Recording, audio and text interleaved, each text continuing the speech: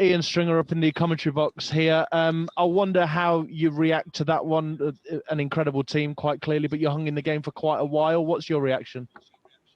Yeah, I think the first hour of the game, Ian, we were defensively solid and strong. Didn't give away so much. Probably not. We certainly weren't as efficient with the ball.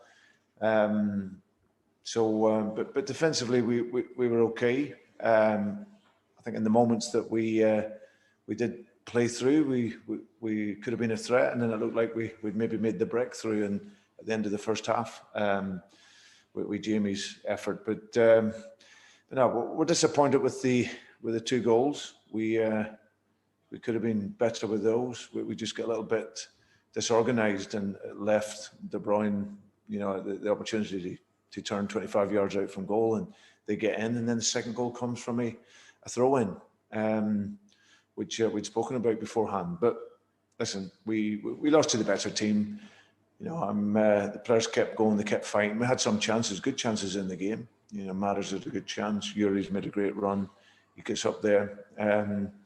But we can have no complaints. We weren't as efficient as what we'd have liked to have been. How hard is it to be as efficient with the ball, as you've already mentioned, when Manchester City is so quick to just restrict and reduce all of that space, particularly in the middle of the park? Yeah, but I think it was also us as well. We probably didn't quite make the better decisions with the ball either. Our idea was to try and exploit the sides, and at times we were bringing it in central too early. But yeah, listen, they're a fantastic team. You see the likes of Raheem coming into the game, and he's a world-class player, and the changes that they can make. So listen, there's no shame. We've played them twice. We've won a great game up at their place. We've lost today, and we'll look at it 24 hours. We'll be disappointed, but we'll have a good week next week. We have all the players back from international duty. Likes of Wilf and Kelechi. They're back.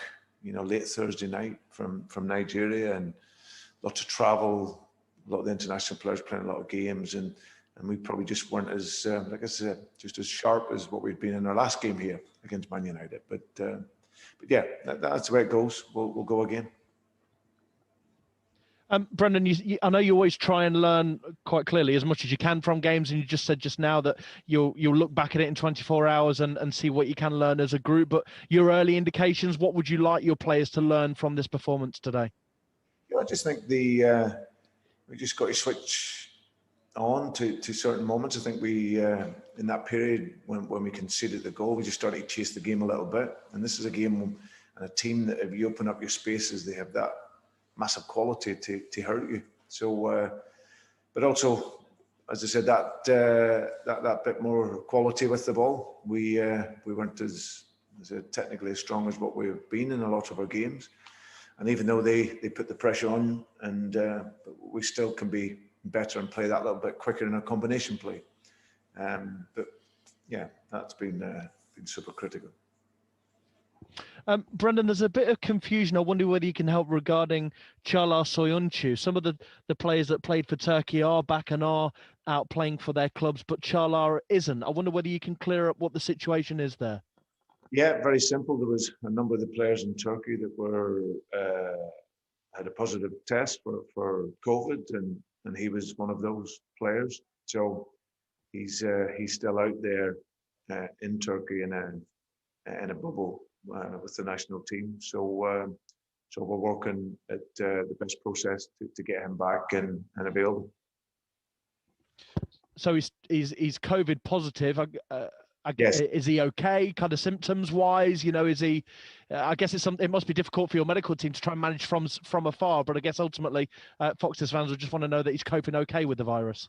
Yeah, absolutely. He's fine. He obviously had a number of negative tests whilst he was away playing, and just before he was coming back, there was a number of them were positive. So we're just in the process with the club and the federation out there, looking at the best options, and hopefully, like I say, we can get him back and obviously get him playing as soon as we can. And finally, from me, Brendon, if you wouldn't mind, a historic day for a Thai footballer to be on the bench and possibly almost make a Premier League debut, for which I think Tanawatsu Jitawan would have been a history maker if he'd made his way onto the field. He didn't, but he found his way onto the bench. I know the owners will be very proud because he's a Thai national. What can you tell us about the player and why you've selected him on the bench? What are his best attributes, Brendon? Because we've not seen a great deal of him. I know he's played under 23s. Yeah, you probably have seen a little bit of him in the under-23s. You know, he scored recently a couple of goals against Manchester United. Attacking midfield player, brilliant technician, you know, small in stature, but plays big on the field. You know, he's great quality, and you see him playing on a daily basis with with our top players. And he copes and doesn't look out of place. So yeah, it's a little nudge for his development. He's, as I said, he's a gifted player. You know, and like we've had a lot of the younger players been involved with us. They've had some game time starting and coming off the bench, and he's one of the young guys that's been training with us, and yeah, he's top player technically. So we'll see how he develops. I know you can't be sentimental about this, Brendon, but a Thai national in the side, Thai owners, and it would have been the late Kunvashai's birthday this weekend. It's quite fitting. I know he didn't get on the pitch, but you know, I am a sentimental old sausage, Brendon, as well, you know. Yeah, and you're trying to make me not be. Thanks for your time, and thanks for being so candid today. Good lad. Thanks, Ian. Thank you. Okay, we've got time for a couple more. We'll take Sam Lee, please. Hi, Brendon. Hi, Sam.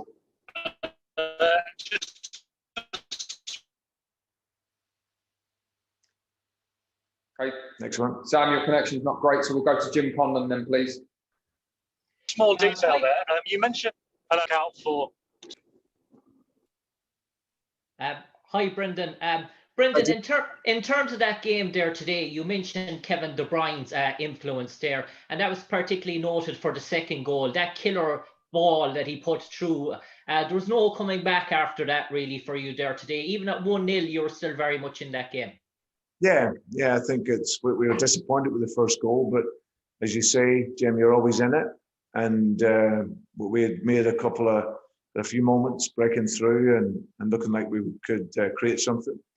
But like you say, he's so gifted technically. He's obviously, you know, arguably the world's best midfield player, and everything he does is with a huge quality. And as you've seen in his pass, yeah, it's a brilliant pass that sets up the goal.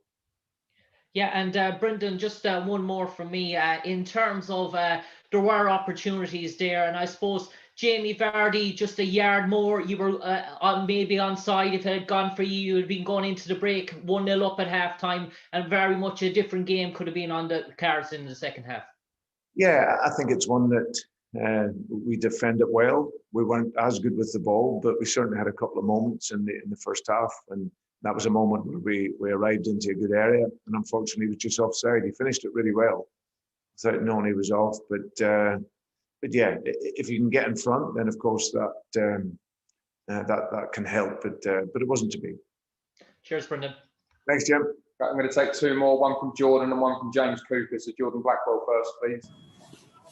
Hi, Brendon. Hi, Jordan. I know you've just spoken about Charla. Do you have any idea of when he might be back? Do you think he'll be available for the West Ham game next weekend? I very much doubt so. I think with obviously the requirements of isolation and everything else, that's what we're working out over there.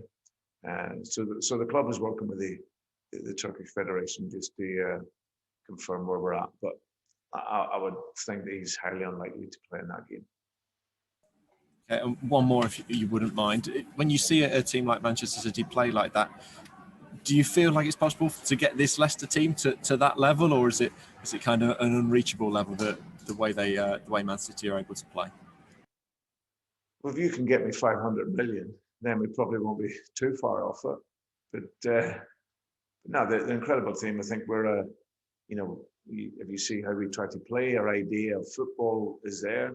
Of course, when you're that level and that quality of manager, he's the best in the world for me, Pep. He's an incredible operator in his work, but he also, like you say, if hugely gifted players that can do every facet of the game that you want in terms of running ability, technically immaculate, tactically strong. And of course, the top players are always ambitious. So yeah, but I think that, you know, we've seen our last game against Manchester United, pressed the game well, passed the ball well, and that's what we've been developing over these last couple of years. So hopefully, if I can be here for the 4 or 5 years, Pep's been in charge, we can consistently improve and get better. Thanks very much, Brendon. Cheers, Jordan. Thank you. Okay, finally, James Cooper then, please. Hiya, Brendon. Just a little bit of clarity on Sernchu. It sounds as though that's exactly what you're looking for in terms of clarity and finding out where you're at. It sounds as though, you know, there aren't many certainties as to when you can expect him back playing or even back in the country. Yeah, again, we're in that process of seeing what's going to be the best. There's regulations around it because he's been away internationally and he's had COVID over there.